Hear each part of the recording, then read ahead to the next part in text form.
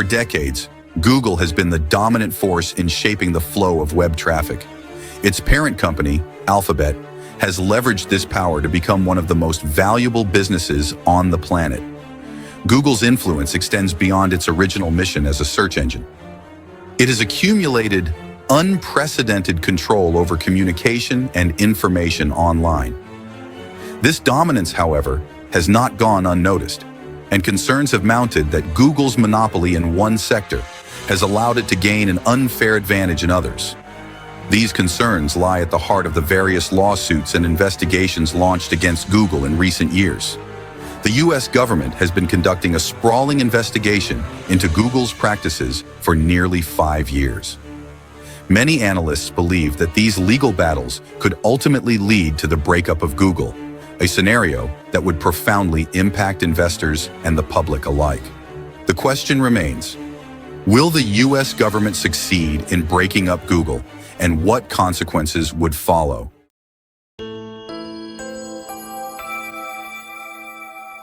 The bread and butter. Google Search. Google's search engine, which powers much of the company's revenue, has long been the focal point of government scrutiny.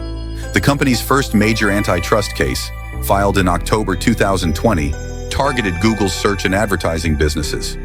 Though Google has diversified into various moonshot projects, search and advertising remain its primary moneymakers. Interestingly, Google users don't pay directly for its services. Instead, the company monetizes its vast user base by collecting data and selling targeted ads. Using Google's search engine subjects users to significant surveillance. Their search queries are used to gather data, which in turn fuels personalized advertising. While users can adjust their settings to limit data collection, most don't, allowing Google to continue its extensive data gathering operations. The U.S. government's complaints revolve around Google's agreements with major companies like Apple, which have helped entrench its dominance. For over a decade, Google has inked exclusive default search engine deals with potential competitors, ensuring that Google Search is the go-to option on Apple devices. In fact, Apple's Safari browser alone generates about $20 billion annually for Google. Similar agreements exist with mobile manufacturers like Samsung, effectively making Google the default search engine on many devices.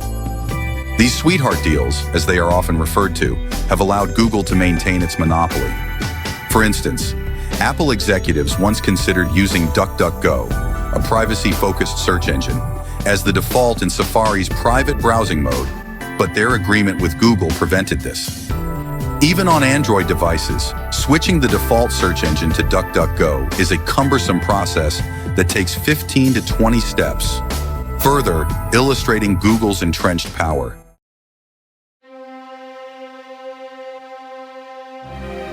Google's search monopoly. The challenge of competing with Google in the search engine market is immense. Google's sophisticated algorithms, which crawl and rank websites, are built at a scale that costs billions of dollars.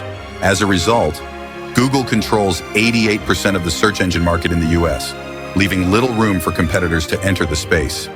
In a landmark moment during the Google search trial, Microsoft CEO Satya Nadella testified, and the presiding federal judge, Amit Mehta, ruled that Google is indeed a monopolist. The judge asserted that Google had acted to maintain its monopoly, and depositions during the trial revealed widespread dissatisfaction with Google's search quality. Critics argued that Google's search engine had deteriorated over the years, and that it often prioritized its own inferior content over higher quality external sources in local search results.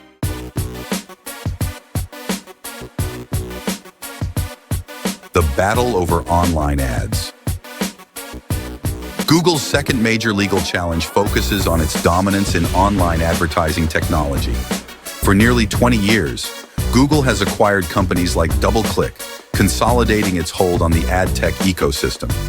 Today, Google's digital ad exchange system takes a cut of 20 cents for every dollar spent, which is significantly higher than any other exchange on the market. The reason for this is simple. Google is unavoidable in the digital ad space. In September 2024, a new trial targeting Google's monopoly in digital advertising began. The case is expected to last well into 2025. The complaints against Google extend beyond advertising.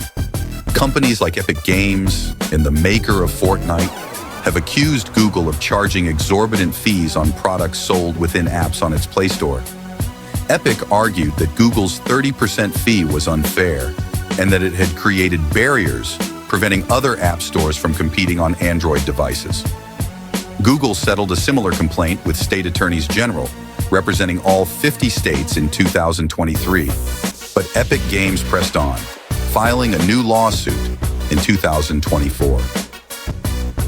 Epic claimed that Google continued to use anti-competitive agreements to safeguard its monopoly.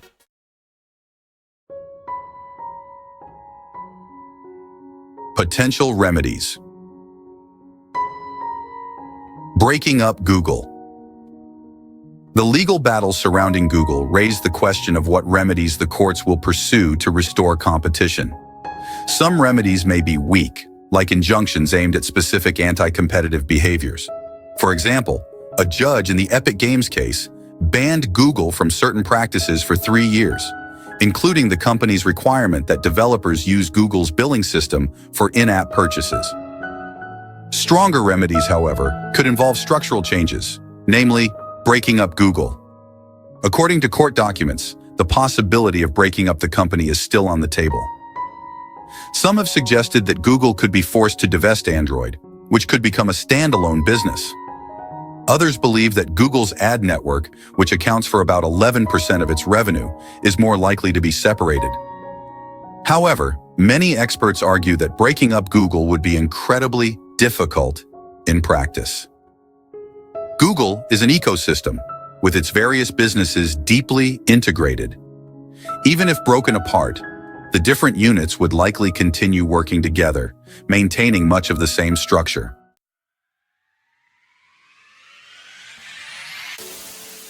As Google fights these legal battles, the company must also compete in rapidly evolving fields like cloud computing and artificial intelligence. Google ranks third in the cloud computing market, which is critical for the development of AI technologies. It has also developed its own chips, known as TPUs, to handle the computing power required for AI, although it still relies on NVIDIA's GPUs. However, Google faces stiff competition from the likes of Microsoft and Amazon. In the race for AI dominance, Google's ability to innovate is crucial. Since the launch of ChatGPT, which stole much of the limelight in the generative AI space, Google has been working to catch up. The company is now moving quickly to shift its business model from traditional search to AI-driven chatbots.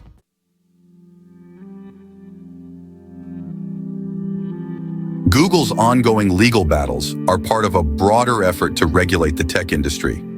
Antitrust laws, which were originally designed to combat monopolies in industries like railroads and steel, are now being applied to tech giants like Google.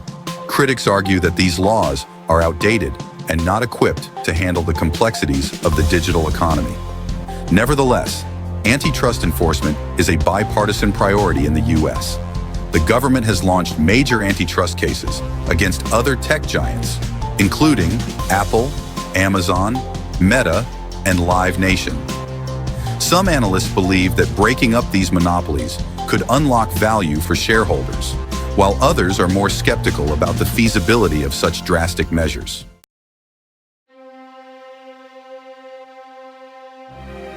As Google fights on multiple fronts, the stakes are high not only for the company, but for the broader tech industry and consumers.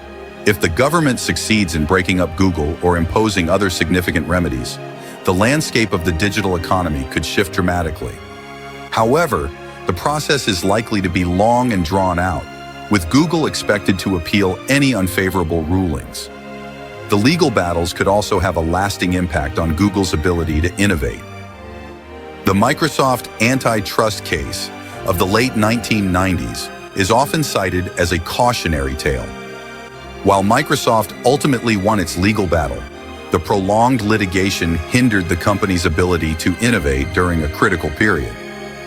Similarly, if Google becomes too distracted by its legal challenges, it could fall behind in the race to develop new technologies like AI and cloud computing. At the end of the day, the goal of these antitrust lawsuits is to promote competition and ensure that innovation benefits consumers, not just big corporations. As the legal drama unfolds, one thing is clear. The future of Google and the tech industry as a whole hangs in the balance.